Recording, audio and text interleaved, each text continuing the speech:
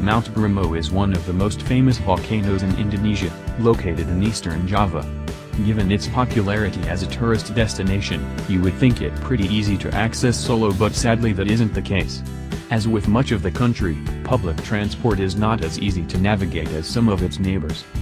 On first look, it may seem easier to jump on a tour from Bali or one of the big Java cities such as Yogyakarta or Surabaya. In reality, doing Mount Bromo without a tour is relatively easy with a little planning and a perfect stop before or after visiting Borobudur and Prambanan temples. If you want to make it to the famed viewpoint for the sunrise that the crowds descend on, then you need to rise early.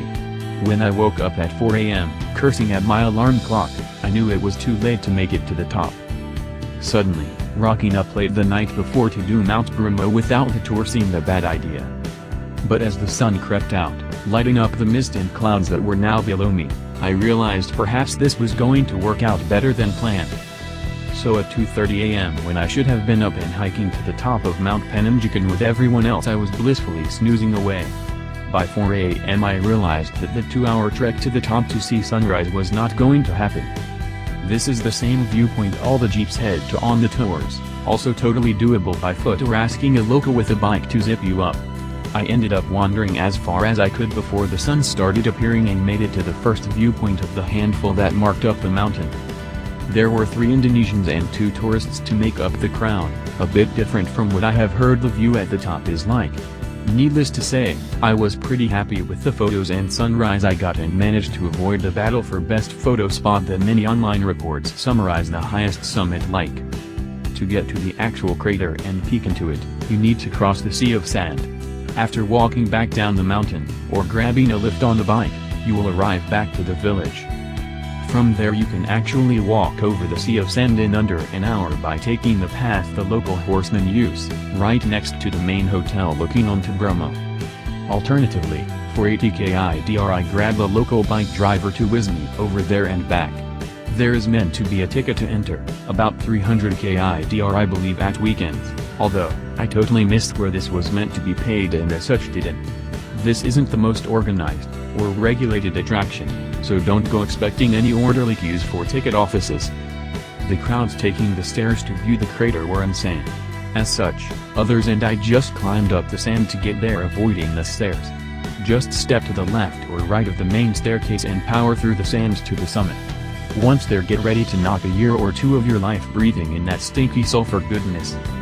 The train network in Java is pretty affordable and easy to master. You can book tickets online and check timetables here. Taking the train into Probolinggo from Yogyakarta after seeing the temples there, or from Surabaya is easy enough.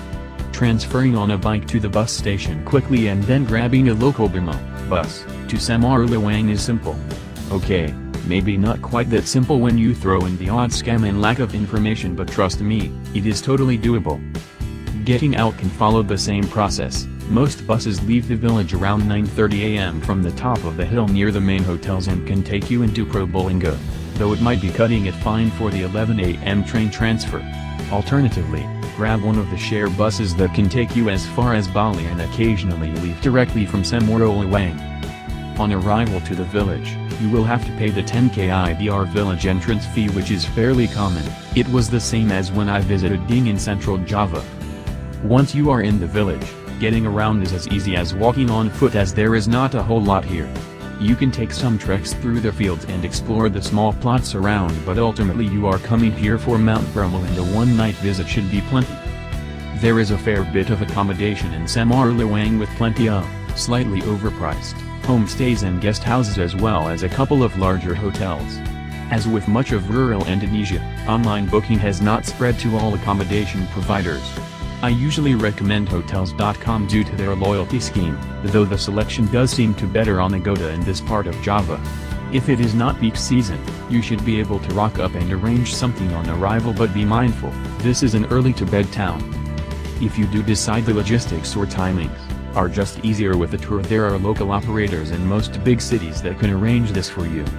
Viator offers an overnight trip from Surabaya which is overpriced but which can at least be booked online.